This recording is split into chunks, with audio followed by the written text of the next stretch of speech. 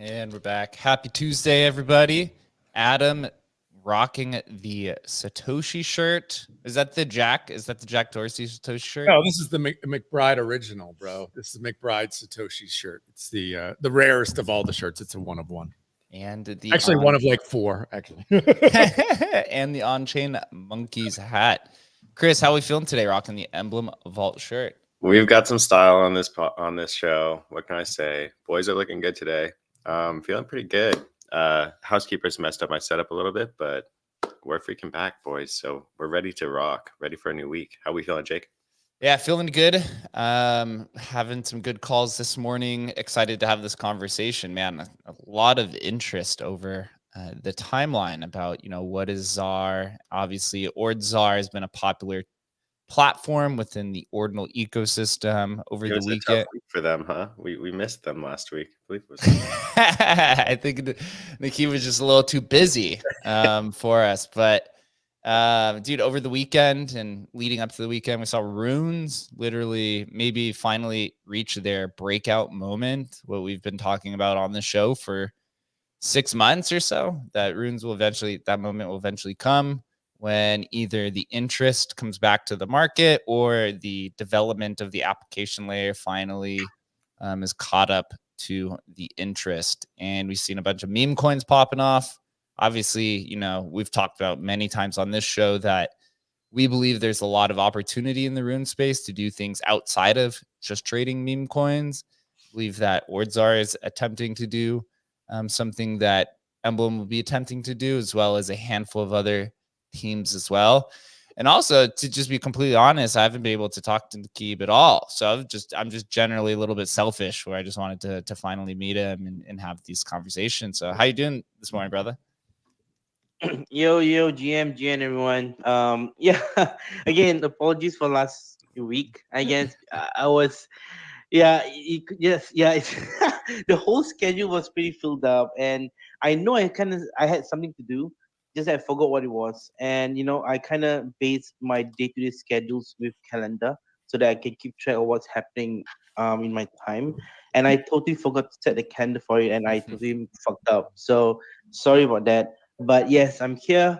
I'm doing good. I would say that I'm very, very stressful good. Is that a word? Yeah. Is that even a word? Stressful good. I'm like, it's stressful, but it's good. I mean, TG is something that is very stressful to every founder that want to launch something, right? Be it meme coin, be it utility or whatever, right? Especially if it's utility concept. Um, yeah, but I think we are sticking through this whole process to make sure that whatever we do, we have always built Ordzaar for the community, for the people to just learn about ordinals, to try ordinals, to try to describe something, to launch collection easily, to have fun in ordinals, to bring degens on board to Bitcoin for more liquidity as well. And we have been doing it very well. Of course, there's some fuck ups when we started out, but now everything is becoming better and better and better, right? Like Rome wouldn't build in one day. It take a couple of days to build Rome, right? So yeah, we are here. It is amazing space, and I'm here to talk about ZAAR. Shoot me. Yeah. Yeah, man. The bots and all of the engagement around it all is always interesting. Anytime there's a token launch. One or a few other housekeeping notes before we do dive in. For those aren't aware, we do have a live stream component to this as well. So Adam, Chris, and myself are talking out of my account. We do get a lot of people who follow along on the live stream. So if that's one of you and you have any questions, you could just go ahead and post any questions in the chat, and we're happy to answer them. Same if you're listening on Spaces. If you'd like to come join the stage, we do host an open format conversation. And if you would like to, not come on stage, but there's questions, then please just go ahead and post them in the replies, the bottom right-hand corner, that purple button. We'll make sure that those questions get answered. And last but certainly not least, please make sure that you retweet the spaces. We do have the live stream and the spaces pinned up to the top. So make sure that you retweet one of them so that we can get all of this great alpha out there for everybody to hear. So without further ado, Nikki, I think we'll kind of just start immediately up at the top and just tell us a little bit about, your background and how you ended up building Ordzaar and kind of one of the earliest days of Ordinals. Yeah, I mean, a bit of myself. I've been in the space, dabbling around Web3 or say blockchain. We wasn't called Web3 back then. Blockchain. It was what it's called in 2015. Just dabbling around on Bitcoin stuff. but I kind of fully dived into the whole blockchain space in 2016. When Vitalik was in Singapore, right? So Vitalik came to Singapore. He built Ethereum, if Singapore. So he built Ethereum when he was at this place called SG Innovate, if I'm not wrong. And from then on, I just went like all in into blockchain. Quit my job, went to Web3 or or Ethereum back then, and start doing cool stuff, building stuff in Ethereum. My first ever few projects that I was in was the one of the very first few company that I was in called Kyber Network. It was the one of the very first few AMM protocol DEXs in the space, backed by I think Vitalik advised us and stuff like that. And I was there from 17 to 21. And in that company itself, I did a lot of things, launched a lot of cool products at WBTC, hats off to the founders of Kyber, worked with them to launch WBTC, the first use case for Bitcoin on Ethereum, and then work on multiple, starting like trading campaigns on DEXs, which was never done before. I created that as well. And from then, I left Kyber in 2021, read about Bitcoin again, learned about the Taproot upgrade, and then was just on the fence about Bitcoin. But in the meantime, I was still doing some consultation work, like working on bridges, working on asset transaction, as a freelance consultant, you would say. And then in 2022 December, learned about ordinals, and that's when 2023 February, that's why I decided to really keep myself like all into ordinals space fully, right, in January, February. The funny thing is, I know ordinals was launched in December. I mean, which is zero, right? And then January itself, I think it was 20th of January where it went like live per se, but only on 23rd of Feb, where the PR was released. And the funny thing is, my birthday falls on the 23rd of Feb. So it's a very historical thing for me that on my birthday itself, the audience was like really pushed on. I was like doing my birthday thingy with my wife and my kids, and I told them we have to go back home fast, you know. And I just like deep dive fully onto Ordinal since then, degenerating on spreadsheet and stuff. When I figured that there are no place where people can actually do inscriptions. Like it's not as easy as it seems for normal people, right? So that's where I came up with the idea called Ordzaar. If many of you don't know, Ordzaar means Ordinals Bazaar. It means Ordinals Bazaar, and Bazaar is, as a place where anyone can just come and set up shop and sell stuff, right? That's where the idea comes in, where Ordzaar is a permissionless launchpad where anyone can just come in, put your artwork, and they don't even have to have an upfront cost. Because remember in the early days in Ordinals, like to inscribe something, it was really expensive, right? To launch a collection, people have to pre-inscribe everything, and it costs them a lot of money, right? So how can we bring more people, more liquidity, more artists, more creators to the space by not having to put in a lot of money? That's when Ordzaar comes in, where we are meant to inscribe launchpad. I just want to be very clear. A lot of people thought that we are like Magic Eden, where people launch collection when it's pre-inscribed first and then they launch it. But we are not. We are a mean to inscribe launchpad. So it's a whole different thing. That's why some people sometimes ask us like, why is like the price of the mint cost $20, but you have to pay additional $20, right? That's because of based on the file size that the creator set, and because of how you have to inscribe to mint, you are paying for the inscribing fees yourself. These are the things that we educate people, we educate people how UTX will work as well. And true enough, we brought in a lot of DJ into the space. And that's really the whole overlay of what Ordzaar is all about, how I came up to do Ordzaar and stuff like that. Wow. Kyber, man. First I would say Kyber Network. What a throwback. I remember trading Kyber Network back in that's all of us on me, Adam, and Chris, we all joined in the ICO era as well. Yeah. So that was and we're gonna get to that because I think that actually that foundation has provided you some experience for Odin Swap, which I do want to get into a little bit later here. I have here pulled up on the live stream just some stats from Ordzaar. 3,200 collections, almost 400,000 inscriptions, 4.3 million assets, and 839,000 users that have been probably in and out of the website. Like, absolute incredible. No, those users are unique addresses. Unique that mint or they buy something on a secondary. Yeah. Wow, Insane. some incredible stats. I remember, Ordzaar had popped up in the very beginnings, but both of our teams have been in Ordinal since literally since it started. Yeah. And the experience was quite chaotic. But I always remember that Ordzaar, no matter how many, large players or quote unquote, established marketplaces had come in, Ordzaar had always kept this community, and they would always call it the degen mints, right? You get a lot of the derivative assets, a lot of the creators who don't have any, who are starting off fresh, and they need to find a community.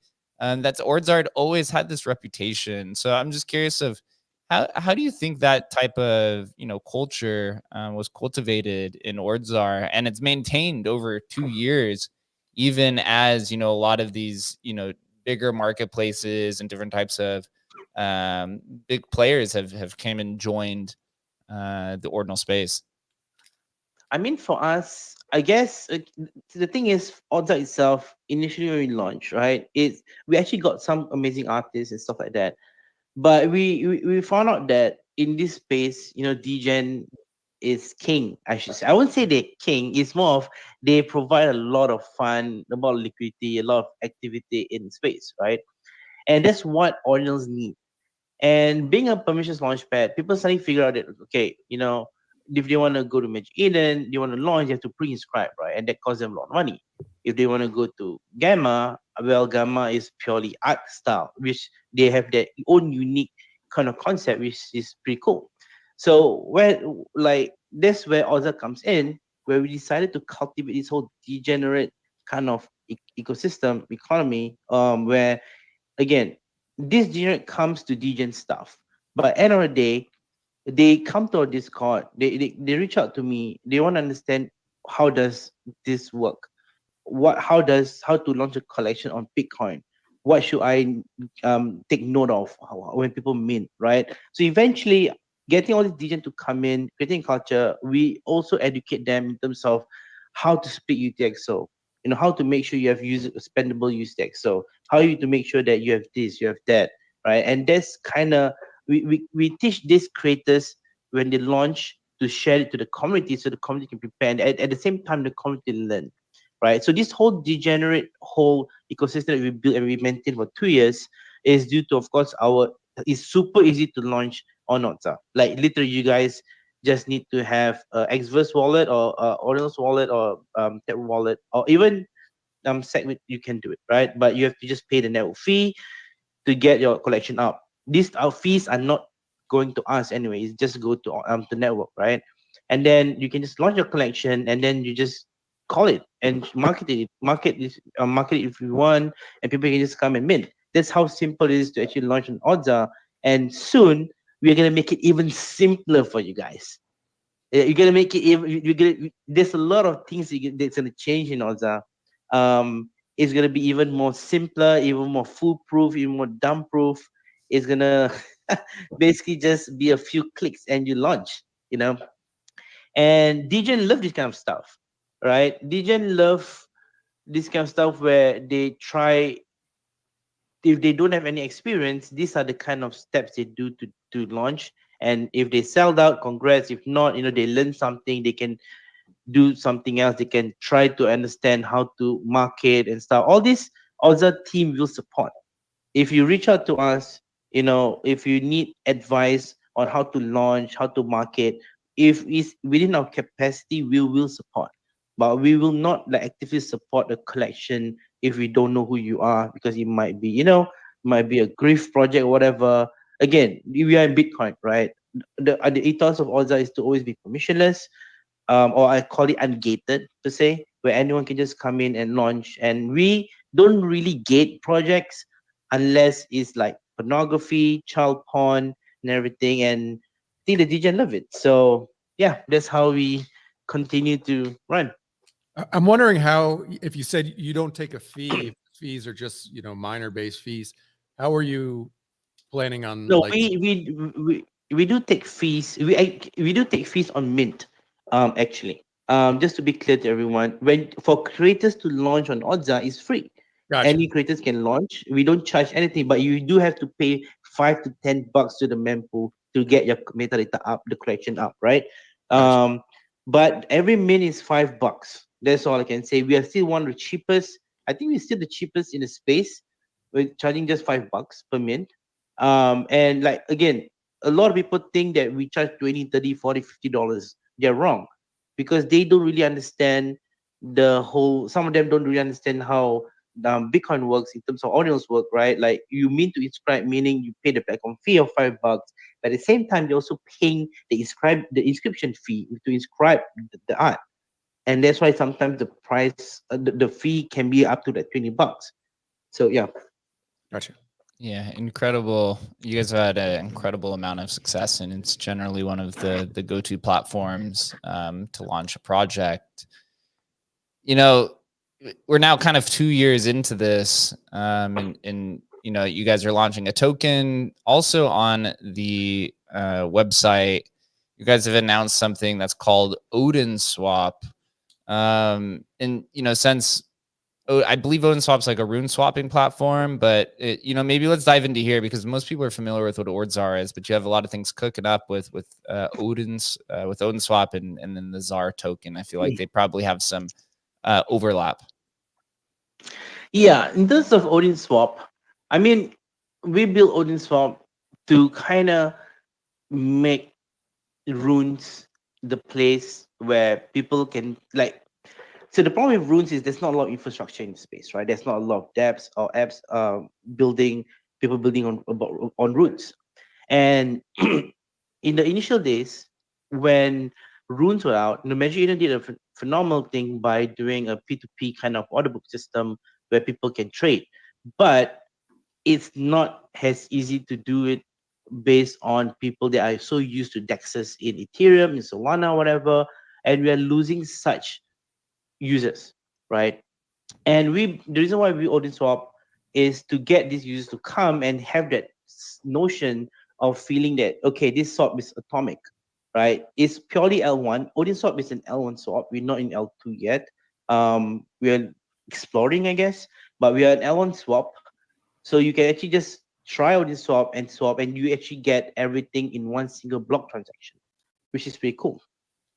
And it's different from the P2P kind of style that Magic Eden is doing. Ours is more like an AMM style, where we have orders, we have slippage, we have everything like a normal DEX, but it's not a DEX because it's a swap. There is a centralized swap. The reason why it's a centralized swap because there's no way to be non-custodial in doing this. So I will tell you first that it's a centralized swap. Very similar to how dot swap is or other swap is. It's a centralized swap, and Odin Swap itself is a mechanism to try to bring in all these people. When dot swap did amazing stuff, we are doing stuff. We just want more people to come and degen on runes as well, right? We want runes to be a success. Everybody building stuff in Bitcoin because they want to grow Bitcoin ecosystem. They want to grow BTCFi. They want to grow ordinals. They want to grow this. And everybody knows that Rune and ordinals are correlated because the founder is, of course, I wouldn't say the founder, right? I mean, Casey built it, right? Casey launched it. So it's always correlated to one another. If Rune's palm, maybe Ordinal's palm. If Ordinal's palm, maybe Rune's palm, that kind of thing. So that's why we built this swap. And for ZAAR itself, the reason why we decided to launch a ZAAR Rune is because we decide to, I cannot share much of the long-term plan, but all I can say is there are use cases that we want to build for the ZAAR runes, right? Liquidum was, I think Liquidum launched the kind of like a utility for the Liquidum runes for the DAO.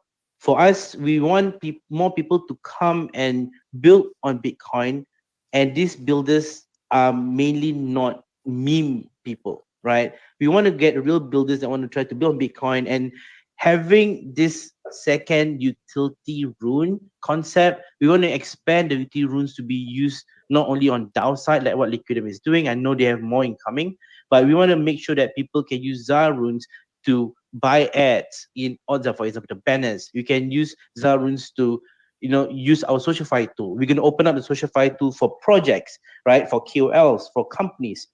They can use our Socialify tools to blast out marketing. We built the first ever Socialify tool in Bitcoin ecosystem at this point of time, right?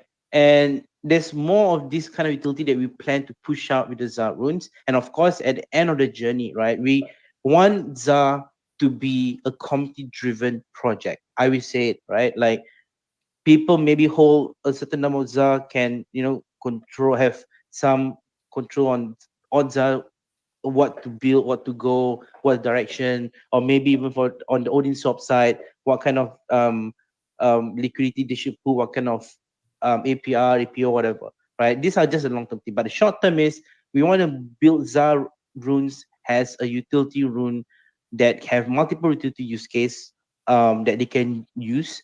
And one of the reasons is, of course, to invite builders from other space to come and tell them, hey, build on something. We have this rune protocol that can be used as utility, right? Because I spoke to a lot of people, and a lot of people say like, oh, rune is just a meme thing. It's a meme protocol. Like, I don't want to waste time on meme, man. I want to build something useful. Even if I want to launch a token, I want to make sure that there's utility pack on it and stuff like that, blah, blah, blah. But and everyone know that utility tokens are a gimmick, right? I will say it first. I was there. I've been in space for a while. You guys been in space for a while. But this is the facade that people want to build on something that have utility to do. Like all these founders, they have all this great vision to build utility, right? To build a rune or a token that have utility. So we need more people to build utility on runes and to get more of these people to come in and build on Bitcoin. That's where actually Bitcoin ecosystem can flourish even more. That's the angle. Yeah, you bring up a very valid point. And we'll dive in a little bit on utility of runes. But I do want to share a few stats for Odin Swap. I was just looking through it. So there, you guys have 4 different pools. It's generally just the 4 of the most popular ones. You have Doggo to the Moon, RSIC, $1 Billion Cat Decentralized, 600,000 in total volume and 250,000 in TVL. And it looks like over the last 24 hours, there's been a little over 50 transactions. So, there's definitely people participating. It's gaining some traction. And hold on, let me this person. You guys are gaining some traction in a emergent ecosystem of Bitcoin DeFi that's still largely growing.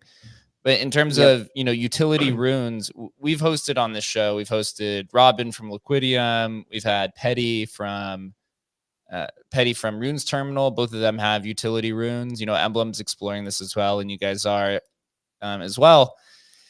It's tough to figure out. First, what can you actually, right? The first question is like, what can you actually do with this? Obviously, on Bitcoin, there's limitations because it lacks some smart contract programmability. Then you try to figure out, what are the unique things we could do with it, and then you have to figure out kind of how does that align with the Ordzaar and the Odin Swap business model. I'm curious, just diving in a little bit more from your perspective. How are you guys approaching, figuring out, quote unquote, what a utility rune is, and then how that applies to your guys' product suite? Yeah, so for other runes itself, for the ZAAR runes, for Odin Swap, in the future we plan to kind of create ZAAR rune has a reward mechanism for people to come into LP, right? So Odin Swap next stage after this, this is the version 1, right? This is a version 1 that we just launched a month back or so. And we the reason why we only have 4 pairs is we just making sure that everything runs properly, there's no issue, there's no bug. And soon we are working on the second step, which is a permissionless listing.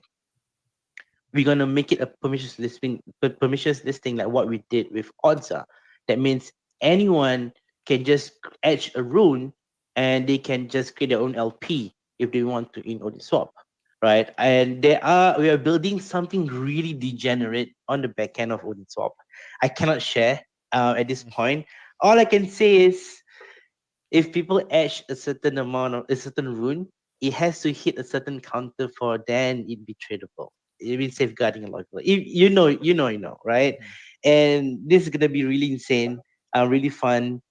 And these are the kind of things that if you want to launch the LP, you have to use Ordzaar runes to launch it as a start, right? So these are the kind of utilities that we are thinking of for people to at least buy the ZAAR runes and to use it for a platform in Ordiswap, in Ordzaar, and we even have a platform that is currently under beta testing called Degen Central. Degen Central is a full-on, I wouldn't say casino. I would call it predictive marketplace, where people can go in. It's a PvP concept where, like for example, you go in, it's like a casino, right? But it's not a casino. But imagine you're in a casino. So you go casino, you have $100 fiat. You go to the dealer or to the cashier and you change the $100 to chips. Same shit that we're building for Gen Central, where you can go in with, let's say, 100 USD worth of BTC, change it to chips, and then you can degen on things. For example, like will the mempool go up in an hour from now? And then you put it in, and people place their predictive holdings, I should say, predictive staking, I should say. I wouldn't say bets due to regulations, but it's a PvP thing, right? So, for example, Jake and Adam, you go into Gen Central, you believe that mempool is going to spike in an hour. So, Jake, you bet up. But then, Adam, you feel that mempool is going to go down in an hour, and you predict it to go down. You put it, you bet to go down.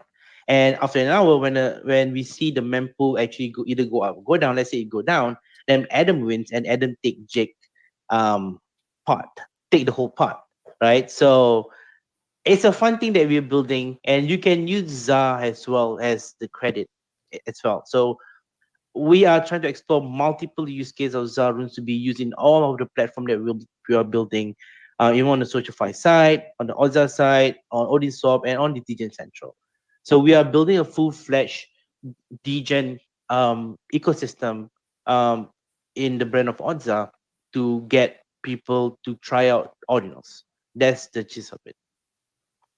My question here is, because we've kind of seen this, and I've gotten into some interesting conversations about, what happens when, if we think about the early part of ordinals, ordinals were kind of hard to mint at the beginning, hard to inscribe. You had to have, full node running. There was some skill involved. It was expensive, right? And over time, it got easier and easier, or democratized, you might say, where now anybody can launch a 10K. What's your feeling on that? And certainly we've seen it with meme coins now. It certainly happened, due to Pumped Up Fun on Solana, where you basically have unlimited 20,000 new coins per day. Where do you think we go at that point? Like what's like the next stage of the market, and how are you thinking about that from a business perspective? On the business perspective, for myself, I feel that okay, let's talk about runes, right? Right now we're in the topic of runes. Runes in Bitcoin, or we call it tokens in Bitcoin, came in a very different manner. Like, remember in Ethereum in 2017, everybody was shilling about utility, and then it slowly siphoned off to be a meme culture, and then Solana ate it up and became full meme style. But Bitcoin, it started with meme, and slowly, that's why people like us, we have to advocate in building on Bitcoin and trying to have a utility concept so that this meme culture will start to kind of be a different side of the alley in Bitcoin. And we have builders coming in to build on Bitcoin where we start to have the utility culture.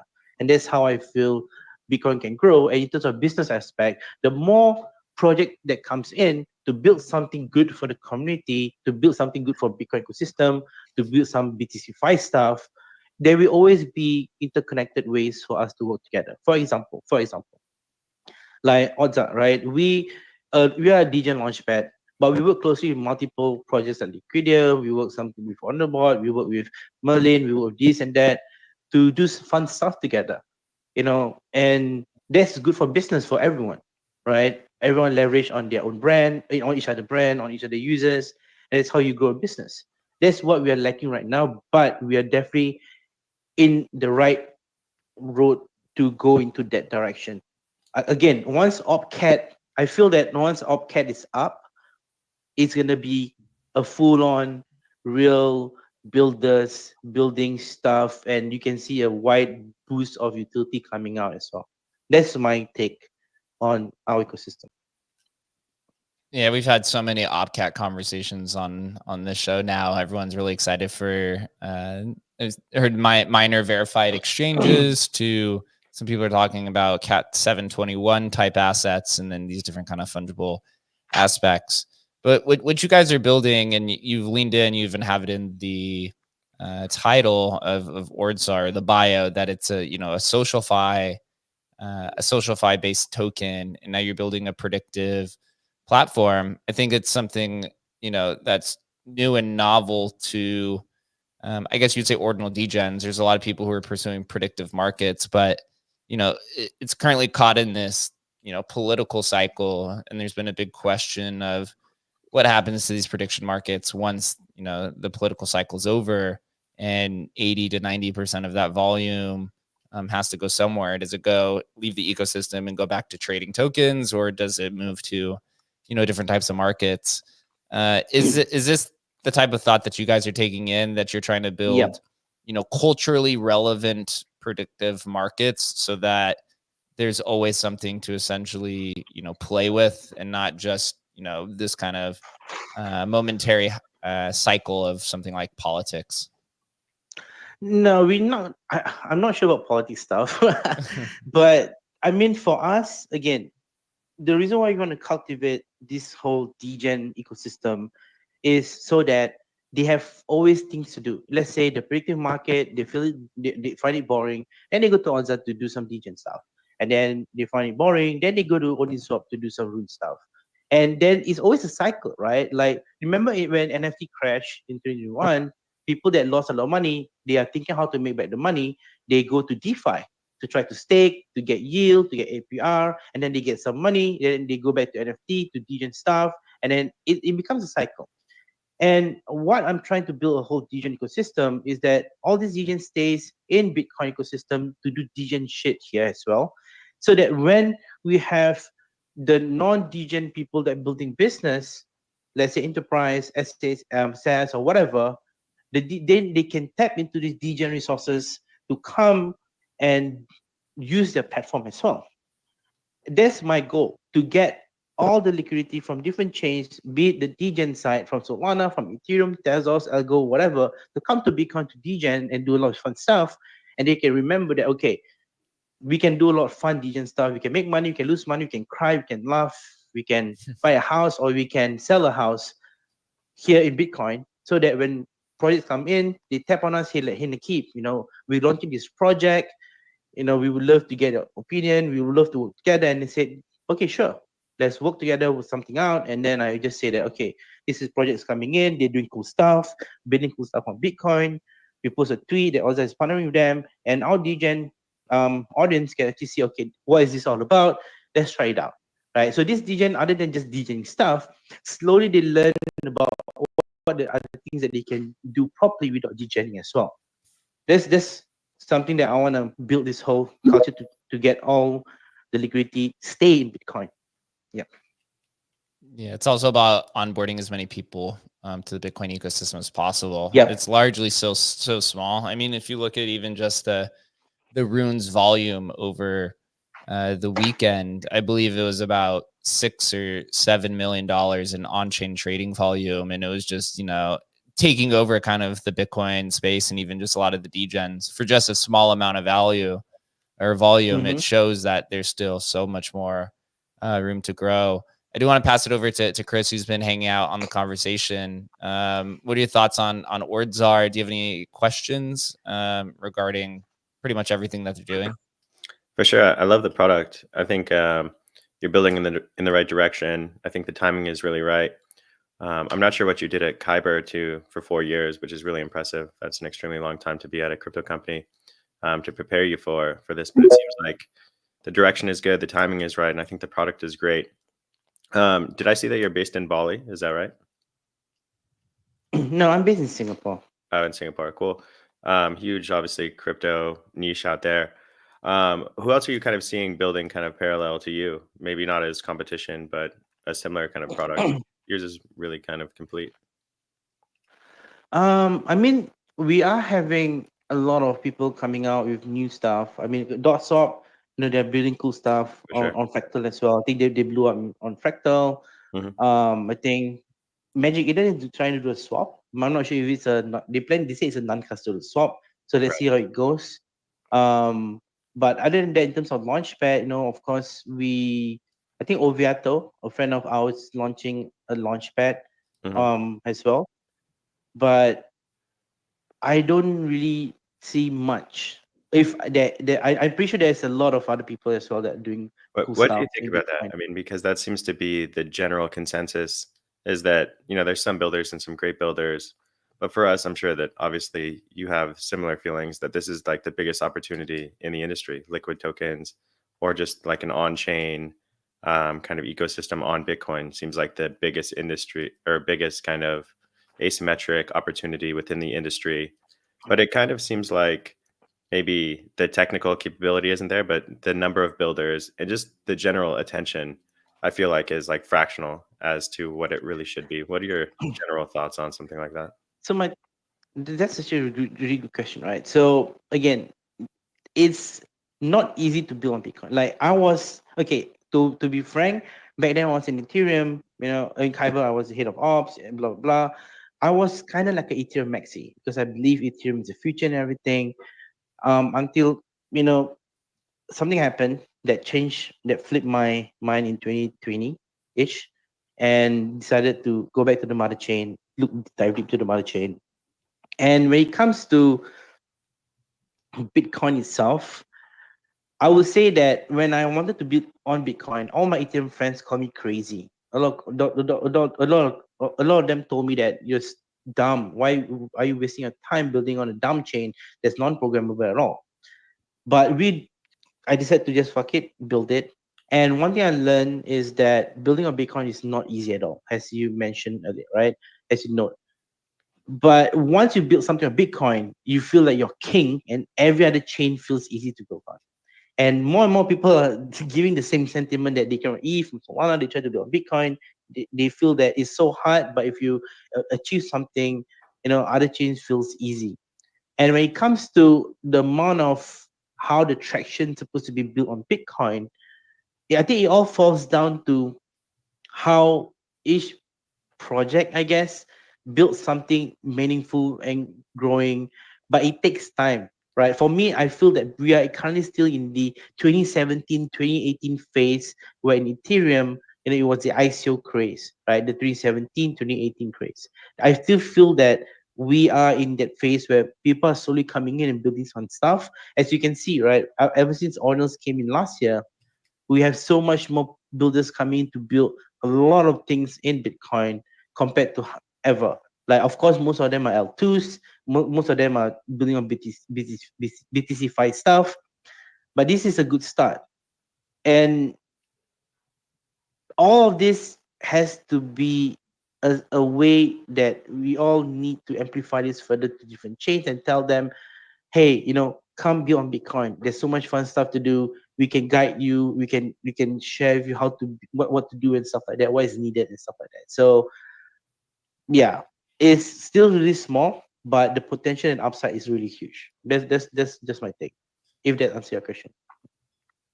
Yeah, just the amount of liquidity that's just sitting on Bitcoin is so insurmountable that everyone's trying to tap into the Bitcoin ancient whales to some capacity. Adam, do you have any takes on it? I know you like to play around with all this type of stuff, and you tend to be a degen at some point in time since you are our meme coin overlord with Bell's coin. Yeah, I mean, in a lot of ways, I think what you guys have tapped into is like your user focused, which I think is typically the winning formula. You know, rather than just trying to build something that nobody quite understands what it is. I mean, shoot, half the people we have on the show, I can barely understand what they're doing, right? So I know that all the listeners in the audience have no idea, but I understand what you guys are doing, right?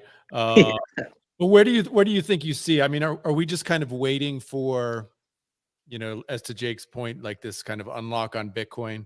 I actually don't believe now that we've had kind of a full, I don't know, 18 months, 2 years almost of runes, or sorry, of ordinals. You know, I actually think it's attracting users from other chains back to Bitcoin. That's my kind of view of the way this is going to go. What do you feel like to attract, you know, the average Solana user or something? Do we need to just mimic, you know, what's happening on Solana where it's super fast and easy? Or is there something else that you see that kind of Bitcoin provides this opportunity that other chains can't? That makes sense. Yeah, I think okay. So mimicking something the other chains is that is doing well plays a big part. However, due to some limitation of Bitcoin, we need to kind of make sure that even though there's some restrictions like the block time, the size, and everything is fruitful for them, right? One thing to share is when the whole token 2049 thing in Singapore. I did the Honor Summit in Singapore, right? And I got a lot of different builders from different ecosystem actually came to my event, and they want to know more about Ordinals. They want to know what they can do. For example, there's one company that's in Tezos. That's weird, right? Tezos that's doing, I think they're doing swaps on Tezos. I guess I forgot the company call, and they want to know what can they bring from the expertise into Bitcoin, and I explain to them about runes, about Odin swap and everything, and they should come, right? So we are getting that traction compared to last year when I did um event in 2029, the Alt Summit last year. We got it's more like a brand awareness. People go like, okay, there's ordinals, Bitcoin doing something cool. But this year, at least 30% or 40% of people that actually want to know more. So there's definitely a big change I see from compared to last year to this year. And when it comes to all this product that we're building, it's also depending on what the builder wants, right? For me, I'm very, very clear. I want to get degens from different chains to come to Bitcoin. And that's why I'm building a lot of degen stuff that caters to Bitcoin. Sure, it's not easy. We get flooded at things sometimes when they don't understand how Bitcoin works, right? When, for example, when there's a mint happening on Ordzaar, they don't have enough UTX. So they blame that our system is fault when we actually educate them that actually you don't have UTX. So you can go to this website to see whether you have enough spendable UTX and stuff like that. These are all things that we have to take a part to educate. And the more people understand, the more people stay. And true enough, a lot of people that so far that go through this phase, this degens, I say, go through this phase that we educate them how it works, it sticks. Because if you look at how much money people make in Bitcoin right now, in ordinal space, it's actually a lot of money people make. For example, if you bought gizmos at 6 cents per VByte, 5 cents per VByte, when it was like, when all the IO was talking about it, people come in, now it's like what, 20 cents per VByte, they could have triple X their money, right? And these are kind of things that builders need to understand what the target audience that they want to build for, and how they should push it. One thing that I feel that we should do is we should actually create more offline events that caters to during non-Bitcoin events. For example, like again, the Alt Summit that I did there wasn't any whole big major Bitcoin conferences. It was purely on a whole token 2049. And you just have to vampire attack people to come to your event so they learn more. So these are the kind of things that I feel we can do. Yeah. Yeah, I completely agree with you on that as well. I'm going to call on M. Fonzie, who's had their hand up, been on stage. Thank you for waiting patiently. Do you have a question for Nikib or a comment on the conversation? Yeah, game day, everybody. I'm really happy. Like, I'm seeing what the space is really building. It's really nice. Like, really nice.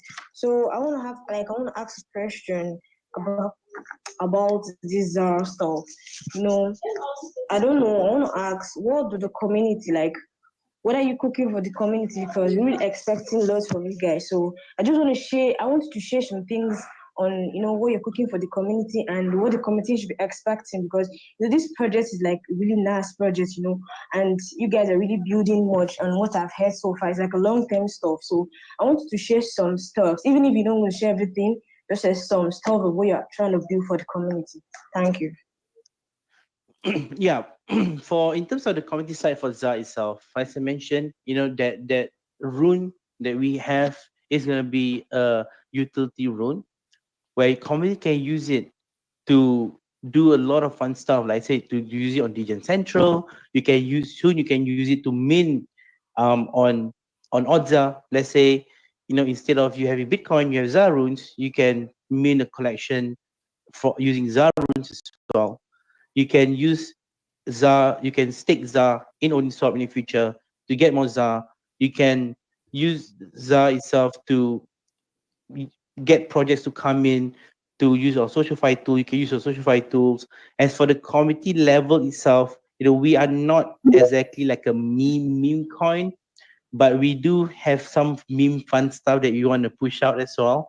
And in terms of the future, we want the community to be able to connect with us, to have a voice in this whole ZAAR ecosystem, where we might even, I'm not a much believer of a DAO, right? I mean, DAO is something that to me is rigged, I should say. I've worked with a lot of DAO projects, and there's a lot of these rigged, but we want to try to actually get users to be involved, no matter how many you have the Zaruns, to be able to create a voice on how to drive the direction of ZAAR itself. That is something that I want to promise you guys, that we will listen. We want to help you guys push ZAAR community to go up, I guess. And whatever feedback you have, you put it out there, we'll listen. Because in the first place, I said ZAAR was built for the community. We built Ordzaar itself to make sure people know what is ordinals, to know how people interact in ordinals, how to mint in ordinals, how to inscribe, how to learn about Bitcoin.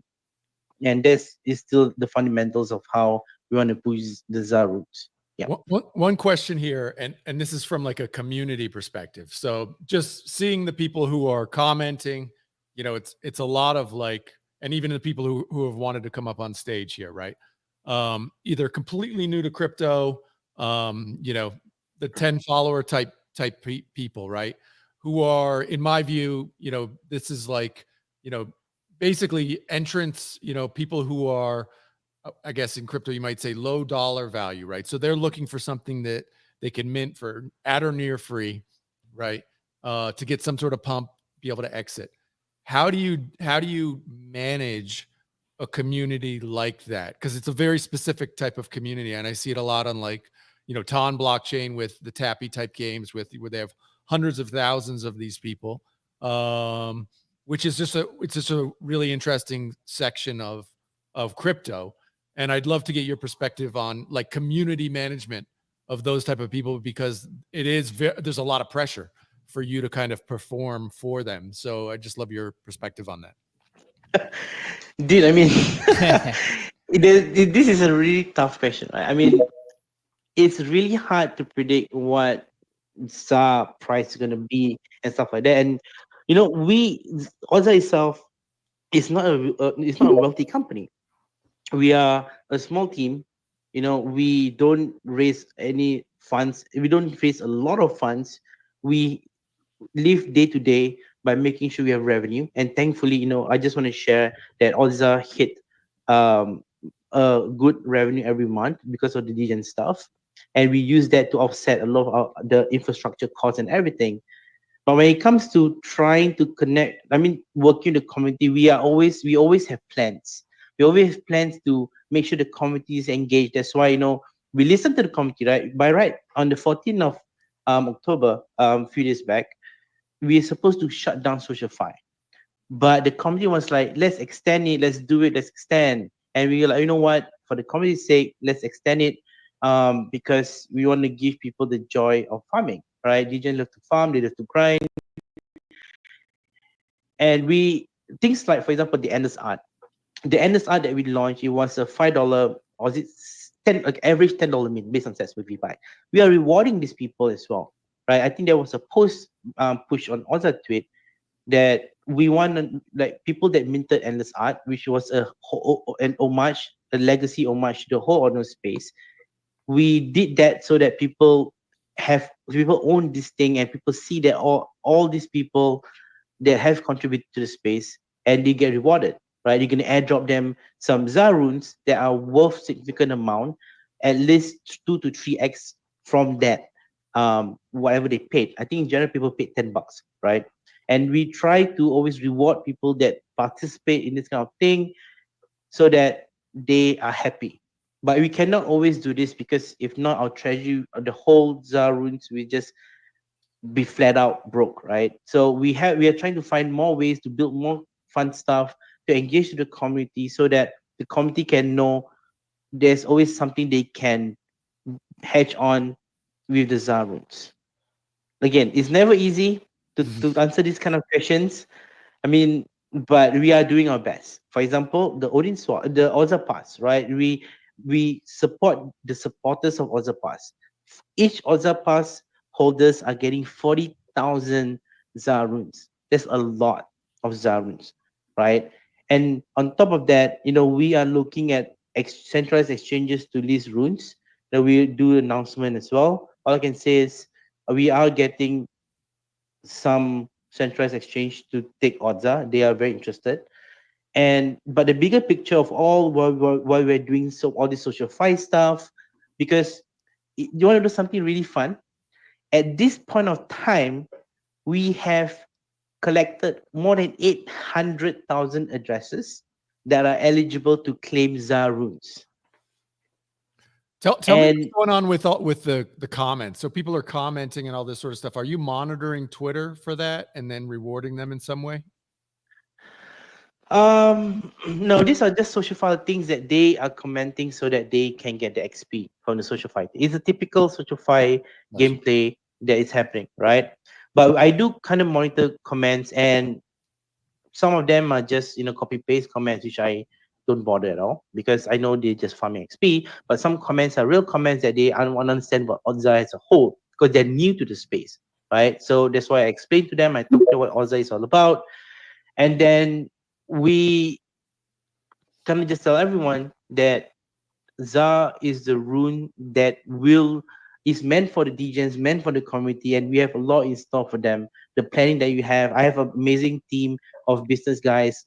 Shout out to Shiro, who is my CMO, who does amazing ideas as well. So don't worry, guys. We always have something fun for you guys, for the community to play, to do DJ stuff with ZAAR runes, so that you can know that there's always value holding to ZAAR runes, right? And we want to kind of create this whole concept where ZAAR is, the reason why we have 800,000 addresses from DGens is because we want to at least get a lot of people in the space, be it in Ethereum, in Solana, whatever, to at least own a rune.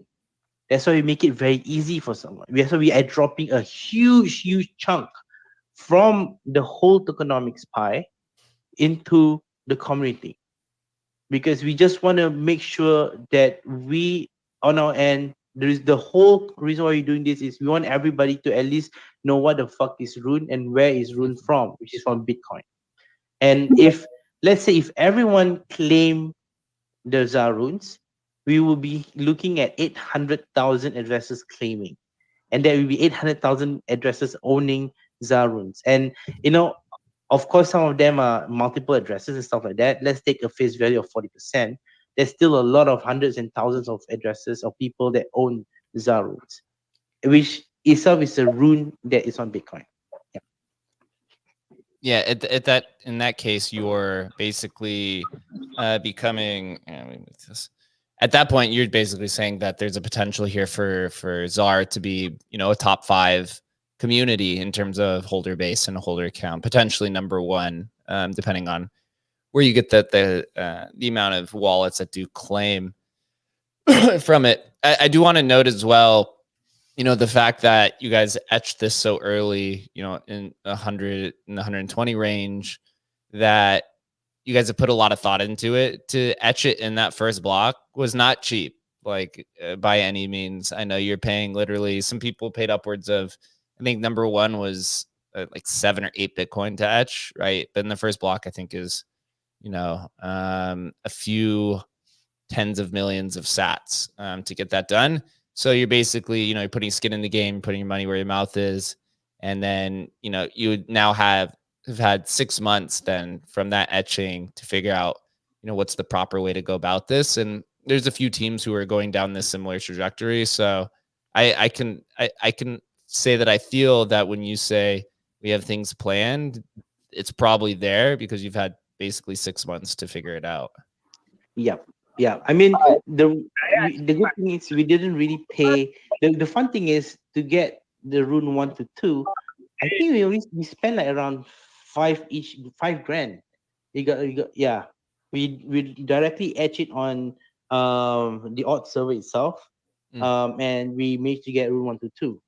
And the reason why we want to do it is because it's all about provenance as well, right? It's all about provenance in terms of how, being that sub 200, people are calling it sub 100. Sorry, now there's like a category of sub 10, sub 50, sub 100, sub 200, sub 500 kind of category, right? We want to, and thankfully we get a sub 200 kind of thing to showcase that, we are serious in this, we put money in this, and we want to make sure we reward everyone that participated in the whole honor space.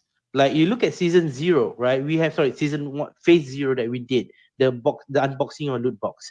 You don't need to be an Ordzaar user to get free ZAAR. In phase 0, as long as you own 2 or 3 ordinals, you can just go to Ordzaar website and claim a free ZAAR ticket. You can open the box and you get ZAAR ticket, right? And this is open to everyone. We this is not specific for people only that do Ordzaar, but for everyone. You want to grow the whole ecosystem even if you don't use our platform. And then let's come to the phase 1 where people can have fun, doing raiding quests, launching collection on Ordzaar, minting on Ordzaar, promoting Ordzaar, the typical stuff. Not only promoting Ordzaar, promoting partners, promoting builders, promoting this. And then the phase 2 was the Odin swap, where people come and do swaps. They try about Odin swap, and then the SuperFi, the social fighting comes where now people are farming. It's all planned towards a bigger goal where we have a lot of things in store to make the community stick and hold ZAAR. That is how I feel. I mean, it's never easy to prevent any sell pressure of a rune or a token. It's never easy. But all I can say is we are trying our very best to make sure that there's always something worth holding the ZAAR runes. Yeah. The value amplifiers. There's always going to be people who are going to dump everything, right? Or they're always going to complain. There's always going to be the when crowd that never goes away. That's only probably going to continue. But if you got a few things in your back pocket, that's the most important thing here. We have reached an hour, a little over, and I know you've been very busy, so I want to be respectful of your time. No, I'm having fun. Cool. Awesome. Chris, I see you smiling over there. Do you have any other questions? I mean, I just think like, I'm not sure when you started building Ordzaar, but you say runes have been going for maybe 6 months, starting in like May-ish. So maybe you've been thinking about something like this for about a year. The hype cycle from the beginning of runes was really intense, and then the drop off was just as intense. How was that for your team and kind of motivation and just the overall vision? Looking back to March, April, May, runes were the biggest catalyst in the entire industry. And then, Yep. extreme influx of new users, and then everyone kind of followed suit out just as fast as they came in. So how was it like kind of building in that really turbulent environment? Yeah, I mean, if you look at how Ordzaar markets, right, we never really market during the bull or the hype, because at the hype, it's always auto marketing for the space. Right. Instead, we choose to market during the lull period when ordinals are dead, when runes are dead. We really push hard on this period because you want to try to capture people back into the ecosystem. That has always been our main goal, right? We are doing this not because of our own gain, is also for the growth of the ecosystem, because everybody wins, Ordzaar wins, everybody wins, Emblem wins, everyone wins.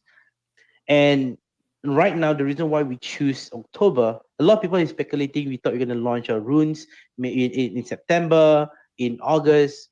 All this speculation has happened. But the reason why we choose this month is historically, October is always the lead up to something insane.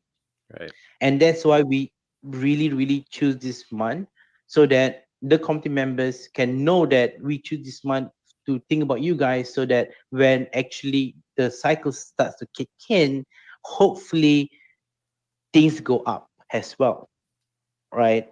And in terms of building more for the community, again, all I can say is, guys, snapshot is still not taken yet.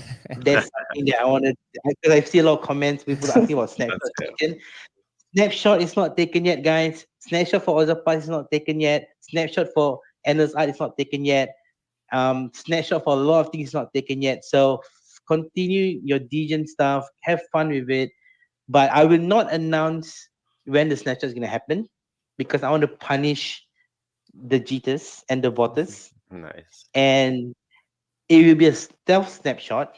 And another nice alpha is that the TGE will come within your two hands that you can count on. So it's soon. I will not say when, but it's soon. Trademark. Another question that I kind of ask a lot. Also, you're based in Singapore.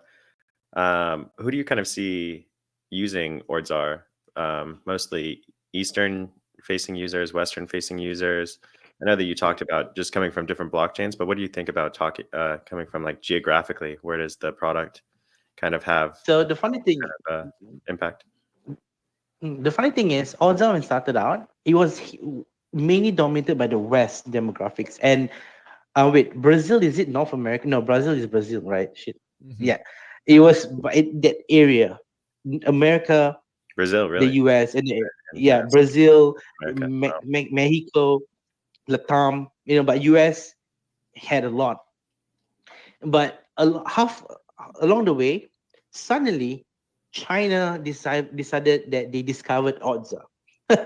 Nice. That's always a good sign. And then That's a good sign. it's a good sign, because dude, like, I've seen a lot of these Chinese people launch collection on Ordzaar, and they actually didn't list it in any marketplace at all.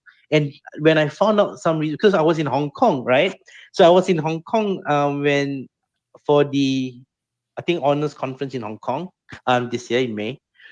I met a lot of people came to me, "Are you Neki from Ordzaar?" They said, thank you, blah, blah, blah. And I said, "What you guys do?" "Oh, we launched a collection in Ordzaar." I said, "What collection?" And they go like, "Oh, it's this collection."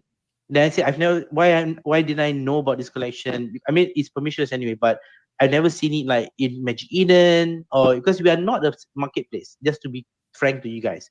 We have a marketplace where it's just a P2P kind of concept, but we work together with Magic Eden, and we show them support, right? So a lot of Chinese people, they actually use Ordzaar to create community passes for the community. This is funny. So they they launch like a collection on Ordzaar, and then the minters mint on Ordzaar, and then they just hold it among themselves, and they have their own world there. Maybe they're trading P2P style in their own way. I don't know. That's where the Chinese start to find about Ordzaar and start to degen stuff about Ordzaar. And funny thing is, in Southeast Asia itself, I see a lot coming from Vietnam and Thai as well. Yeah, it's starting to shoot up. It has been really fascinating, over the last 2 years, watching the evolution of the demographics across the Bitcoin season 2 eco.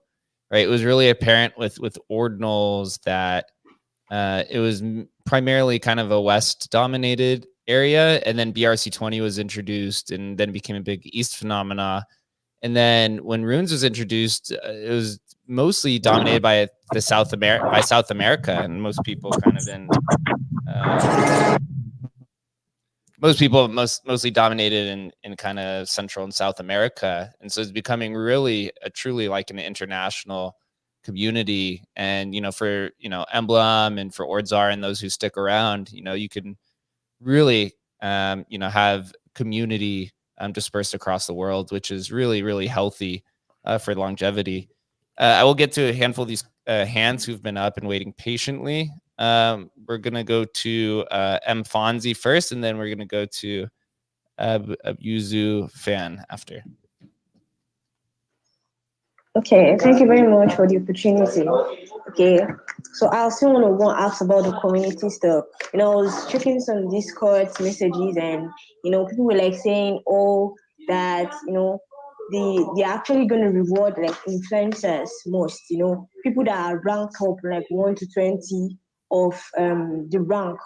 So people were like complaining that Zara are gonna reward influencers mostly, and people that are down are just gonna get peanuts. I just want to ask if you give more clarifications. If people that have like low XP, what should they expect? Is it something like peanuts or something? And also, I also want to ask, like I have two questions to ask. I also want to ask this Zara, I have something like pre-sale, or is there any pre-market? Because people have been asking on the Discord channels, if you check some messages, if there's any pre-market that has been conducted, any pre-sales and everything, because it's not really it's not like easy to understand what's really going on. So, the BTC space is not really, self-explanatory, but people are really asking questions on the Discord channel. So I just want to throw down so you can give more clarifications on these, right? The pre-market and the pre-sale space. And also, if top influencers, you have more of the tokens, and those people that are down, what do you expect? Do you expect like peanuts or something huge? Just want to get more clarifications on that. Thank you. Thank you for the question, Fonzie. I want to be very, very clear in this space. We do not pay or reward any influencers at all. We partner with projects to give out to the community. We have not we have not made any deals to any QLs out there to give them a chunk of Ordzaar runes. Never. We don't do that. What we're doing is, as long as you put in the effort to grind, like a typical DGen or myself, and I want to grind for airdrops, I do whatever I can to get XP, for the meme land, for Mon, for all the other things. It's the same concept, right? If people that come on top in the XP side, trust me, they are not QLs. If they are, then I don't know who they are at all, because a lot of QLs came to us. They want to help us market this thing and ask for a bunch of tokens. We said no, because we wanted to do it fair. If you look at the tweet that some of the people that are that for example push Ordzaar, it's mainly GAs to the community, and it's not a lot. They do 3 GAs for their communities for them, but mainly other than that, we also do projects. If you can see, we give out 100 spots to project for them to allocate to the users and stuff, to the holders, whatever.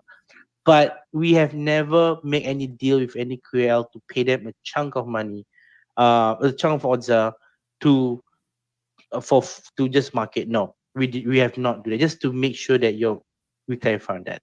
The second point regarding the XP side, right?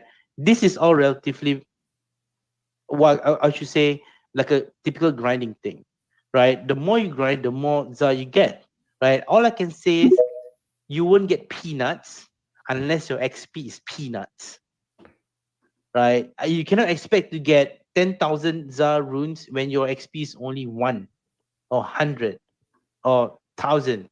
Like, you do a simple quest, you can get up to like 20k, 10, 40k, 50k easily.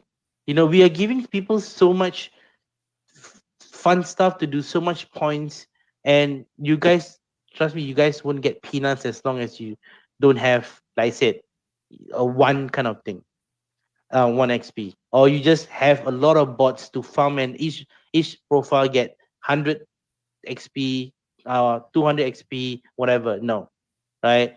We encourage people to actually use SocialFi, and the reason why we want people to use SocialFi because we are the first pilot tester for this product. We want to, before we start selling this product to other projects or community to use our SocialFi tool, we need to test it out first. Whether is there any bugs, any issue, anything, and that's why we launched the SocialFi tool. So the SocialFi tool for you guys to farm to get ZAAR runes has also as a tester. We reward you guys as a tester. The more you use, the more you get. The lesser you use, the lesser you get. That is just simple. Yeah. Awesome. Thank you for that. Next, we're going to go to Abuzu, who's been waiting patiently.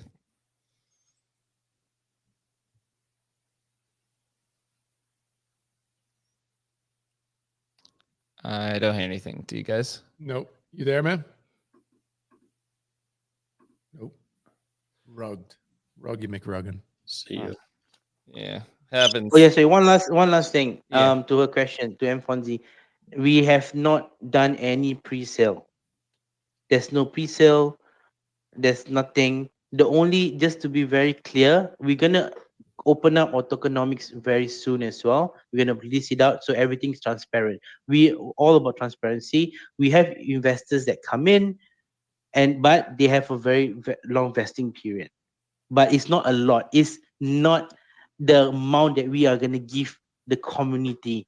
The amount that the VC is gonna get, you guys, the community dwarfed over it. I should say 4 times or 5 times more. Nice. Yeah, that's all I can say. That's how it should be. We'll wrap it up here, Nikib. I really appreciate your time, man. I'm excited to see ZAAR launched and maybe see your pain and suffering on the timeline after your responsibilities increased by 10x. But you guys have an incredible platform, and you guys are gonna crush it, man. So I really appreciate you. It was awesome to finally connect. No worries, man. I'm again glad to be here. Awesome to be here. And if you guys have not tried Ordzaar out there, try it out. We have scaled so much. We paid so much money on infrastructure costs and everything to make everything better. At least now, when it comes to GTD mint, there's no issue. Only when there's FCFS, because again, you shouldn't blame us on this because it's the creators that's always over allocate during FCFS. Even all the major big marketplaces launchpad crashed during FCFS. So all I say is we evolved over the 2 years to be a very smooth platform. I remember those early Ordzaar days with all the hyped mans. I remember them.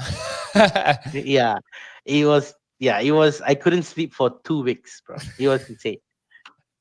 Incredible. Yeah, first come, first serve. It always seems to be over allocated, and everyone tends to wreck every single minting site. But everyone who's been new to the show, and if you enjoyed this, please follow the Emblem account. Adam, Chris, and myself, we're going to Vault's leading cross-chain NFT protocol. We host this show Tuesday through Thursday at 11:30 a.m. Eastern time. We feature awesome people like Nikib and Ordzaar to, Bitcoin products, to market discussions, and everything in the UTXO cross-chain world. Tomorrow, we're going to be diving into some market discussions and all the cool stuff. Please also make sure that you follow Nikib. I'm sure all of you guys that are in the crowd probably already are, but just make sure that you double follow him so that, within the next 10 days or so, maybe your lives will be changed and you'll have a lot more stuff to do. Nikib, appreciate you. Don't say that, bro. You're putting pressure on me, man. Come on, man. 10 days, bro. 2 hands. 2 hands. Maybe I have some extra fingers, so maybe we'll make it 12.